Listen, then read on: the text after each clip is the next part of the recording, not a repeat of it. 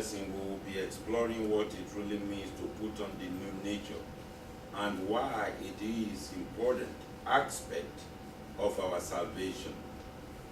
And the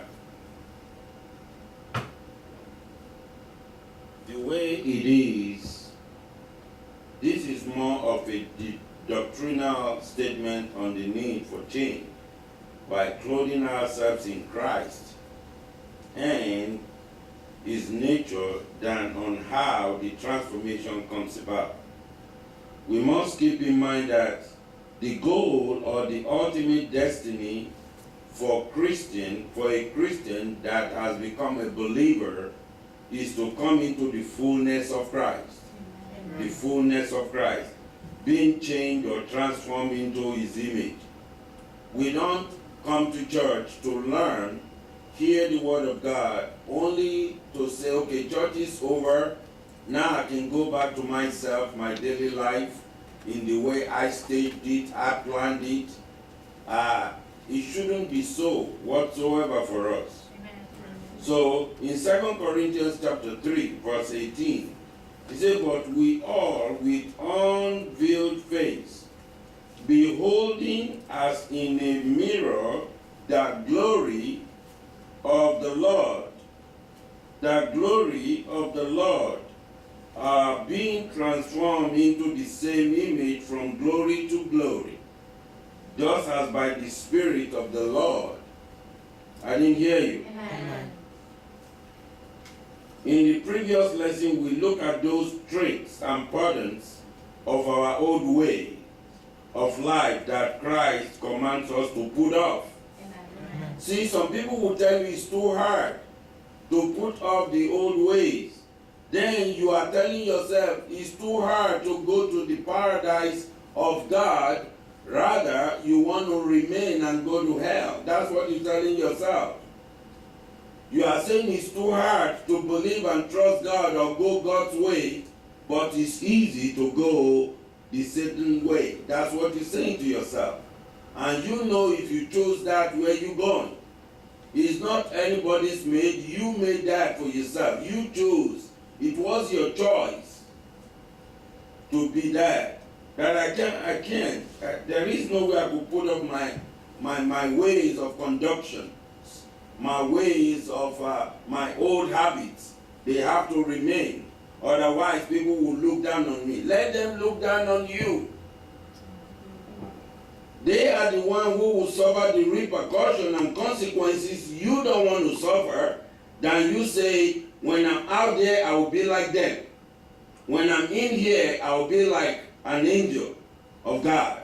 No, you're deceiving yourself. You're lying to yourself. You're doing what the father of liars is doing. Satan. We saw that we have to put away sins of the past, uncleanness, passions for stupid activities, evil desires, and covetousness. I like what you have. What you have, I want. I like what you're wearing. I want that for myself. You develop jealousy indirectly, envy, jealousy indirectly, which are dangerous tools of the evil life. We also saw that we are to put off things such as anger and wrath. And Colossians 3, 9, 10 was telling us, say, don't lie to each other. Don't lie to nobody. For you have stripped off your old evil nature and all its wicked deeds. So in its place, you have clothed yourselves with a brand new nature that is continually being renewed as you learn more and more about Christ Jesus, who created this new nature within you.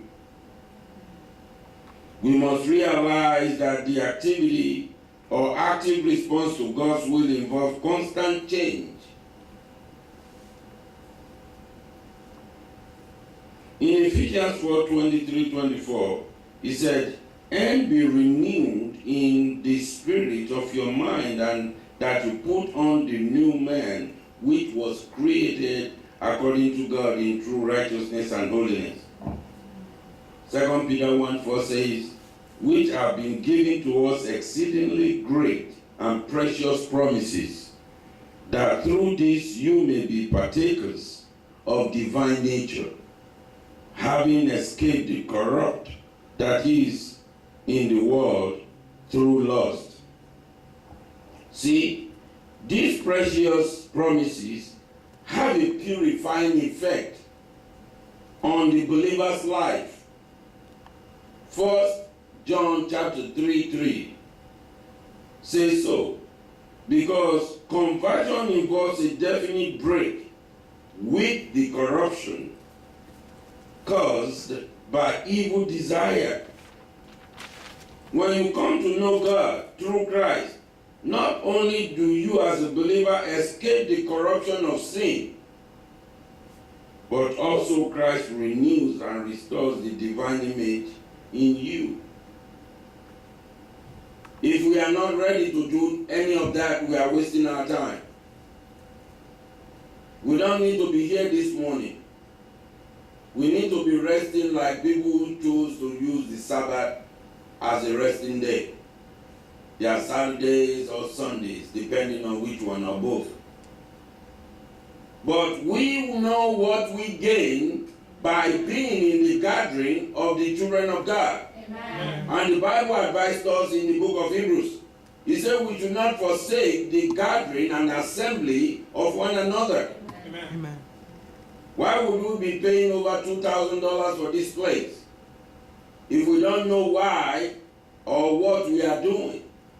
We want a comfortable place, one, to worship God, two, and to be precise with what we say we worship or who we worship. Amen. And fourth and not the last, we don't want to go to hell, we want to go to heaven. Amen. Otherwise, we will say, what's our money doing? Which all of you should start to chip in.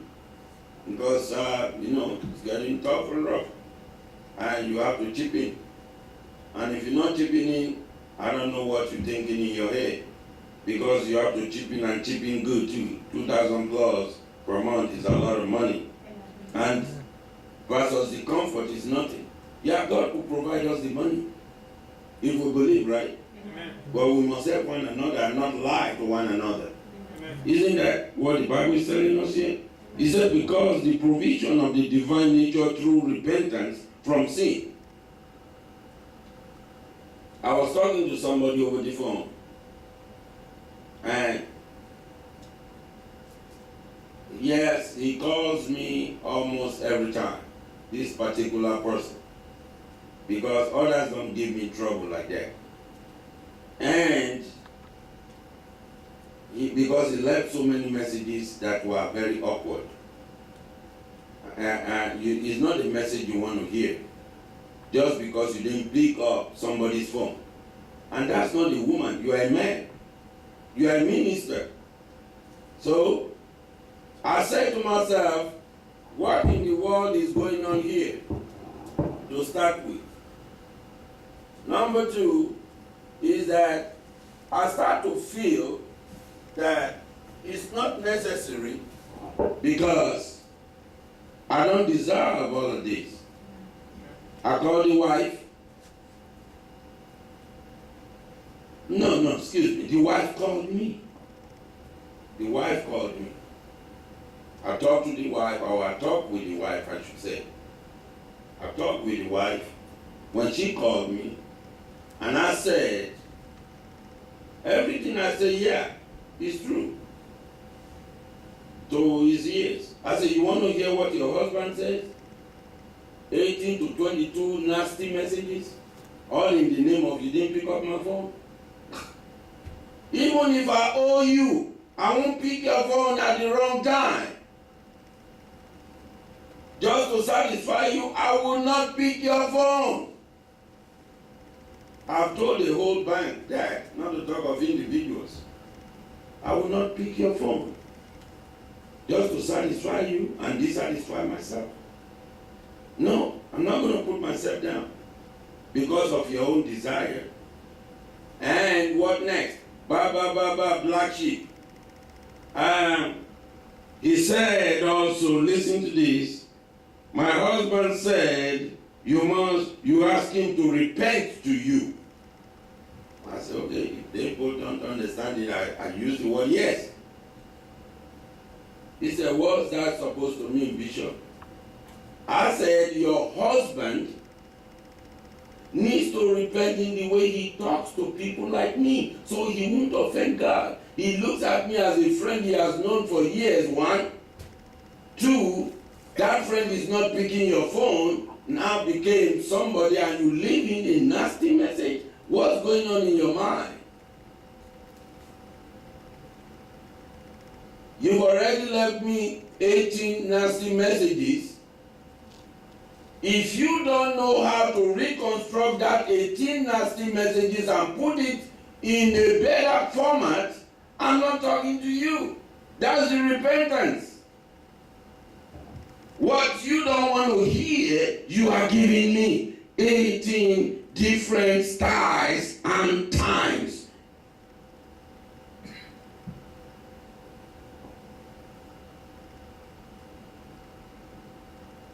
Your wife said, Bishop, I said yes. My husband said all this to you. I said, oh, that's just one. Actually, it's 22 nasty messages. I said, it's all on my phone. He said, Greg said this to you. I said, yeah. Greg said that to me. Did Greg know who he was talking to? I said, well, he's your husband. So I should be asking you that question. No, I can't believe it. That's what I'm asking. Are you sure that, I said, will one voice change from the first message to the 22 or 18? It's your husband. And I just repeat just one to you. You are angry with him, not me again, right? He said, yeah. I'm so angry right now. If he comes home today, no, he's not going to find it easy. He said that to you. I said, yeah. I said, and that's just one. I said, even this one I just mentioned is not as nasty as the remaining 21. He said, what? This man wants to go to hell in what you've done to us and done for us in prayer and in kind. I said, Michelle, I don't know what to say, but you could ask your husband, because you called me, right? I could have called you, maybe I wouldn't get 22 messages, but I was foolish to keep on believing I don't need to talk to you. It's him I want to talk to. Did anybody else hear all this message? I hope your family didn't hear this message. I said, first off, I said, yeah, all my family heard the message. But I can't lie. I said, never mind, it's just it's meant for my ears alone, so it's me alone who listen to it. He said, thank you. None of your family members heard the message. Thank you so much for that. Thank you. I will correct this. I will correct this. He said the way he said about the repentance thing, he said, you ask him to repent and bow in repentance to you. I said, me? You've been knowing me for a while, right? I said, just judge me, put my picture on, picture me, and tell me that was me. I said, and bow before me. I said, I don't teach that kind of teaching. I said, bow before God. Amen. That's my kind of teaching. Amen. Humble yourself before the Lord. Amen. That's my kind of teaching. Amen. Be humble. Humble yourself and humble yourself before God. That's my kind of teaching. Amen. I said, what I told him is he should repent from the words he's saying. Because if I turn to the angels that work with me and report after 22 times in prayer, I said, if your house go ablaze with everybody in it, that's not my doing. He said, you won't do that. Beg you, you won't do that. You said something all the way from Georgia before, while I was pulling this man up, wheelchair, I was pushing him into the hospital for surgery. My husband, I was pushing him in the wheelchair, and your call came in because we've been conversing back and forth. You said, where are you guys now? I said, we are just at the, what you call the machine that takes you up and down again? Elevator. We call it lift, was what I'm looking for, the American version. We call it lift. So, the British call it lift. So, and at the elevator, he said we are at the elevator going with the nurses into the surgery room. And she said, do you want to talk to Greg? I said, yeah. Give the phone to him. I said, how you doing, brother? He said, I'm doing fine. And he said, Bishop, I don't know if I will come out of this surgery. I don't know. I said, after all we've been discussing for the last 4 days before surgery day, where did you throw all that? In the garbage? All that effort, all that encouragement, all that teaching, all that faith imbibe and you are blessed with, where did you throw them? He said, I believe because the doctors are scaring me, saying this it might not go well, and if it doesn't go well, something, listen to me and stop distracting yourselves.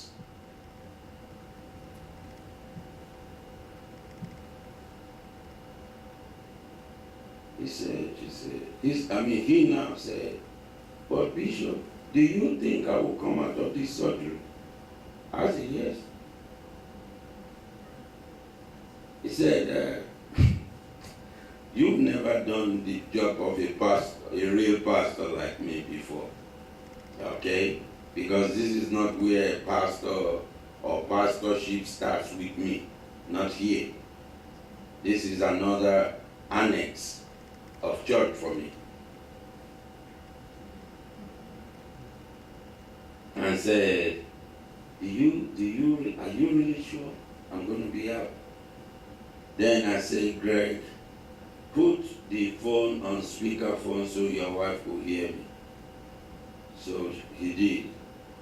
I said, Michelle, tell him what God has done through this voice. Tell him, remind him, he forgot. He said, no, I didn't forget, I'm just asking a question. Don't defend yourself, let her speak. He said, oh no, Greg, you start again, huh? She said she wasn't even listening to us, she was talking to the nurse on the one side. She would have stopped him again from his incoherent questions. And he asking questions like a baby. Even that 9-year-old will not ask that question. And said, I said, you will be out because I'm sure, because God is working and is going to work today again in your life. Amen. I will be the first you will talk to.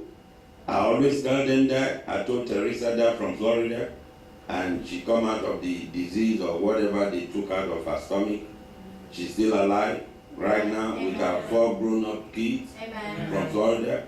Miss Darlene's daughter. You all know Teresa, right? Amen. Yeah. So, and I said, this one too, not from Florida, from Louisiana, New Orleans or whatever, Baton Rouge? Louisiana. Yeah, whatever. So, but that's their area. Louisiana. See how they call it? Are you guys French? Louisiana. Florida is better in my mouth than Louisiana. Not because she's here. I love Florida, even though Florida is a rotten place, but it's okay. Yeah. So now, God did that. He has forgotten. God sealed that up. Because the doctors were saying, even if I come out of this surgery, maybe a year and 6 months, or maybe 6 months, or maybe 8 months, it will all expire. He said, do they mean I'm going to die? I said, no, stop asking this question. Just go in there, let them do what they got to do, and let God do what he got to do. Amen. Is anybody listening? Amen. I said, but I'll be here praying.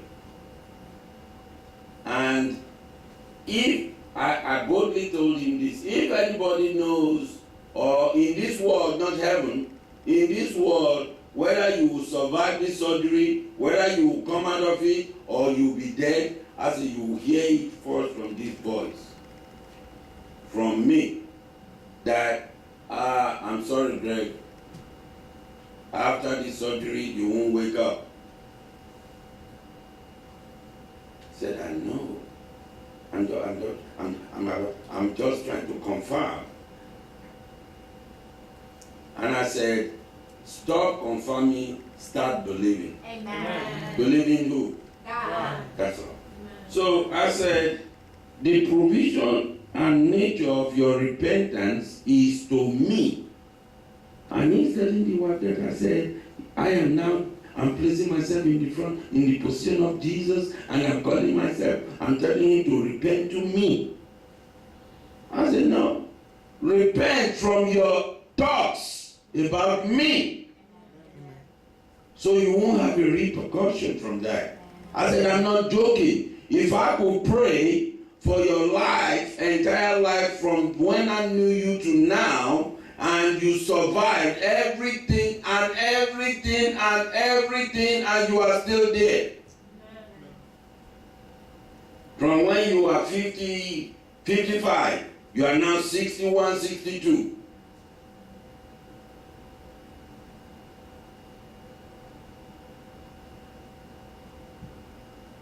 So I said, I forgive you. Was why I picked your phone, because your wife begged.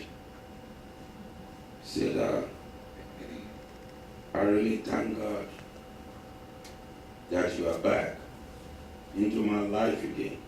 I'm not kidding you.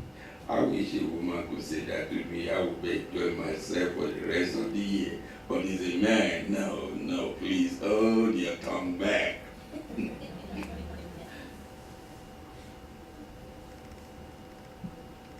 A woman tells me that I'll be dancing alone in my bedroom for 1 whole year. Yeah, because you're supposed to be man to woman. Yeah. So, when you tell people to repent, do they think you're asking them to repent to you or to God? It's to God. Amen. Not to you. Amen. But repent from your tongue is what I say. Repent. If you don't cease, you might not speak with that tongue again next year. So watch what you say. Amen. About the man of God. Amen. I didn't anoint myself. I didn't ordain myself. Amen. The Lord ordained me before man put anointing oil to ordain me physically. Amen. And thank God the ordination came from the hands of my Father. Amen.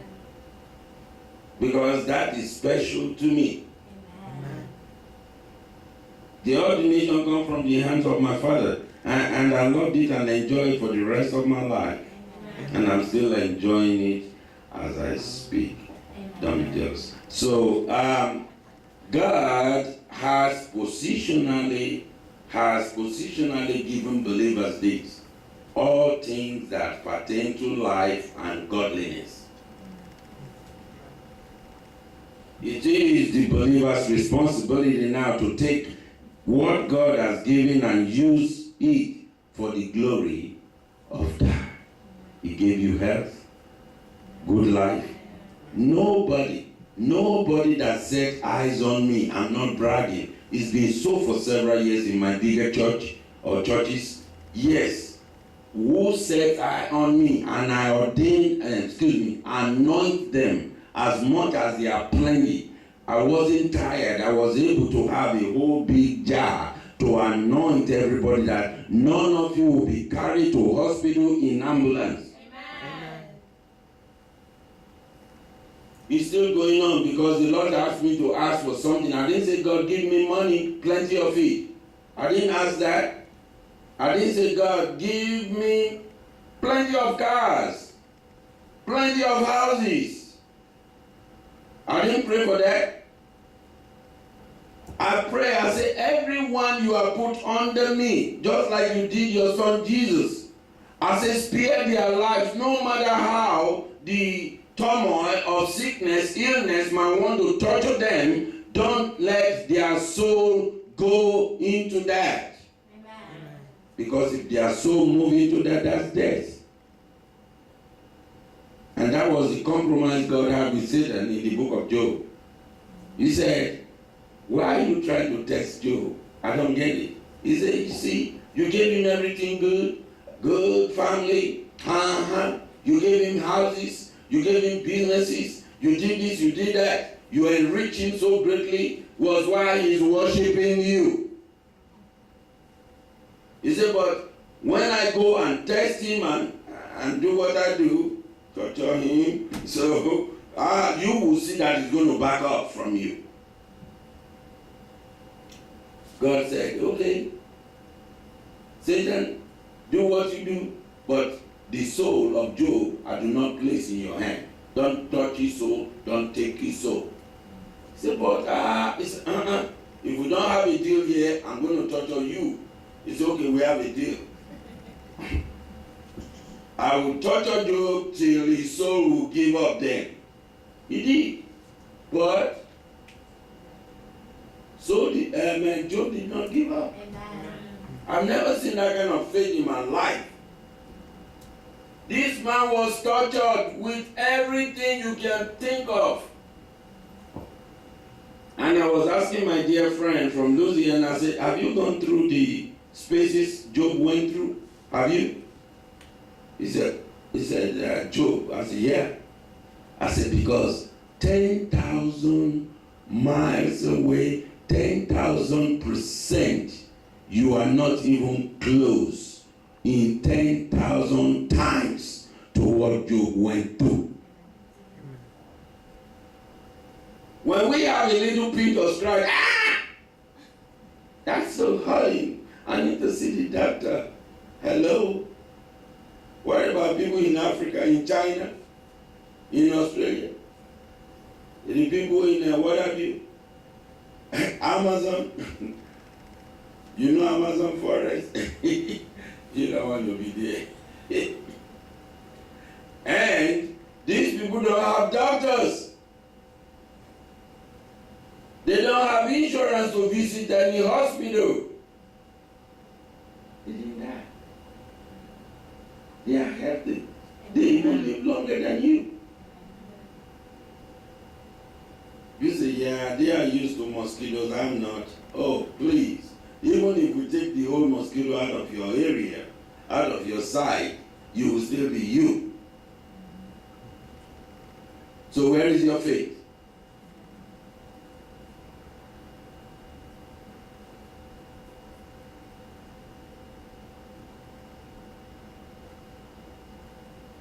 Our goal as Christians is to have our negative characteristics and habits, patterns that have been formed in us by our sinful, fallen nature to be rather transformed into Christ-like characteristics, and for the new man or nature to come forth that God has created.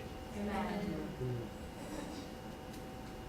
Okay, right now let's go to business. The essential Christ-like characteristics of the new nature. Open Colossians chapter 3.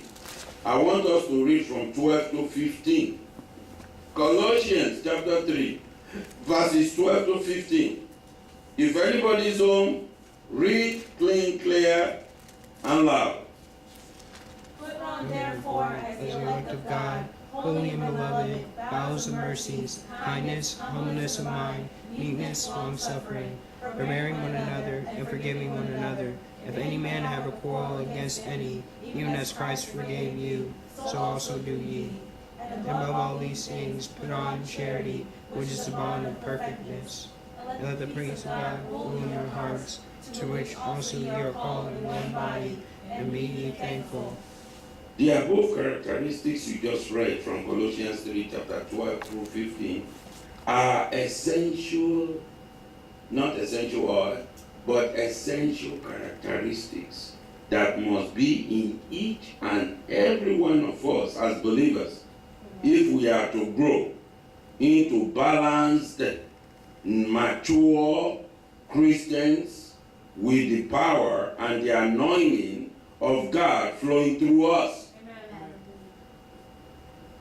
These are the characteristics that enable others to receive the gifts and callings in our lives. These are traits that keep us from becoming wild tares in the kingdom of God.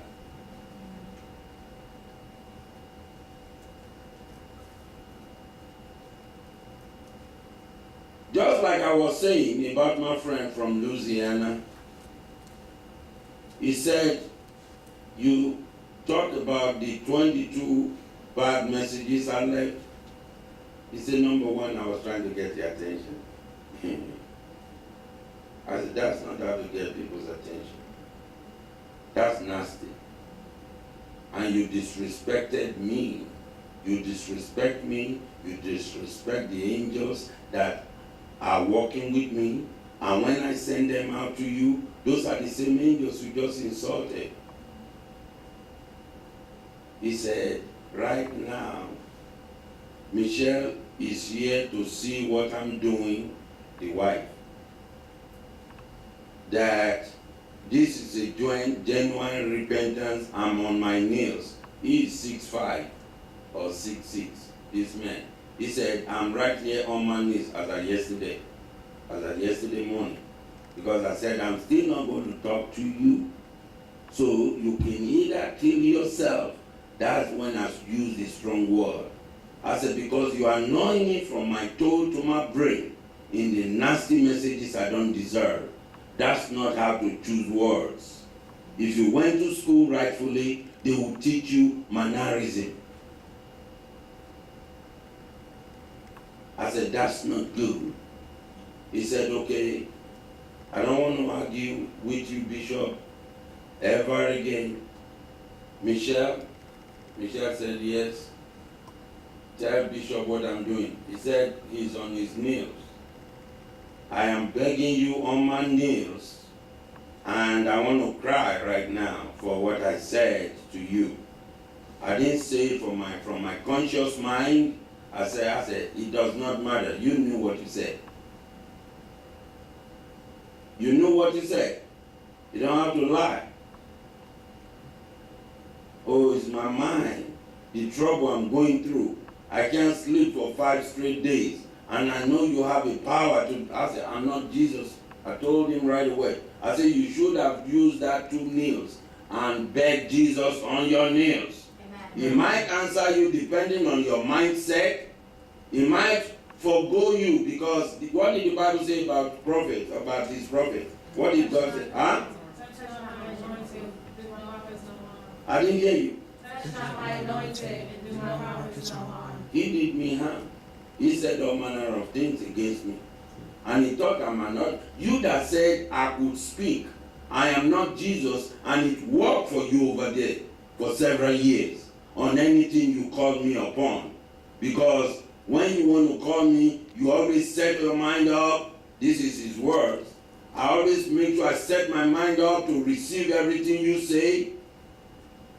And what happened? You just went through a test, a little test of your friend not picking your phone. So you are unveiling what the enemy wants you to do. Yeah, tortured who you call the man of God for me. Because I've tried, I couldn't get him down.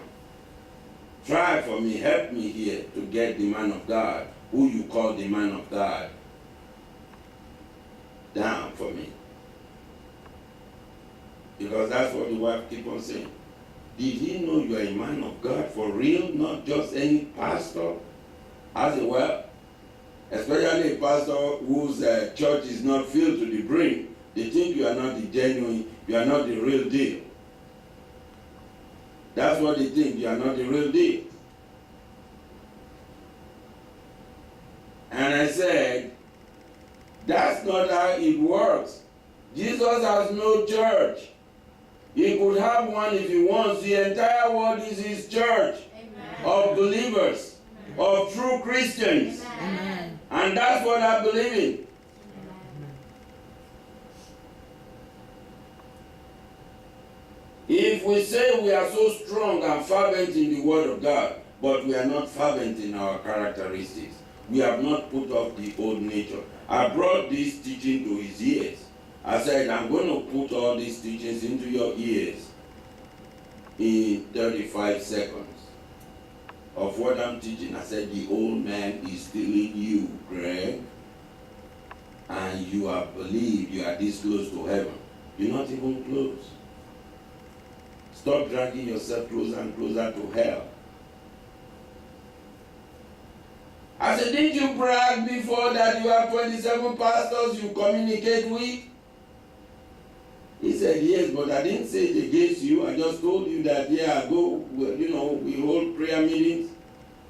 Then go to them and leave me alone. He said, you, Bishop Elijah Ajoseh. That's how he said it.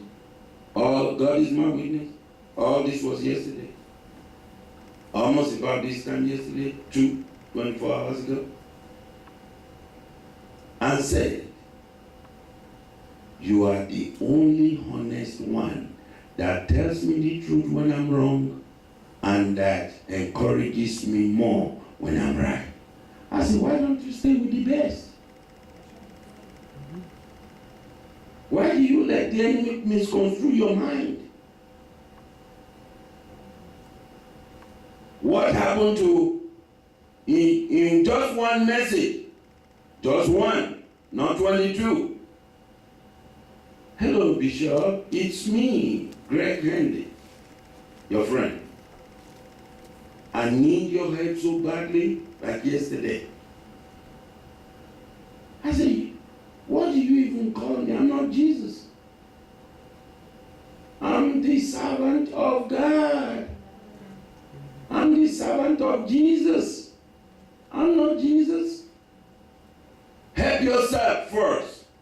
Go on your own knees first. So by the time I open my mouth or prayer unto you, something will click for good. Amen. For the best. Do I make sense? Amen. I said, the same man you say, if you are truly the man of God, you would have picked my phone. He's still talking to you now. I said, did you see forgiveness? Did you see forgiveness? Because I have meant not to talk to you for the rest of my life in the 22 stupid, nasty, good for nothing, low life messages that is not meant for me that you sent me. He paused. He said, please don't remind me. I look like a fool. I said, I need to remind you. Plus, I'm older than you. So who cares? I said, who cares? I'm older than you. You could be 6'9", I don't care. He said, I wish I'm in your size and have all this wisdom you have than being tall and no wisdom. That's when I backed up. He's now repenting. Amen. First time he said, I don't have the wisdom you have. I'm good at every other thing. I'm a coach for this. I'm this for that. I am minister in the church. I am this and that.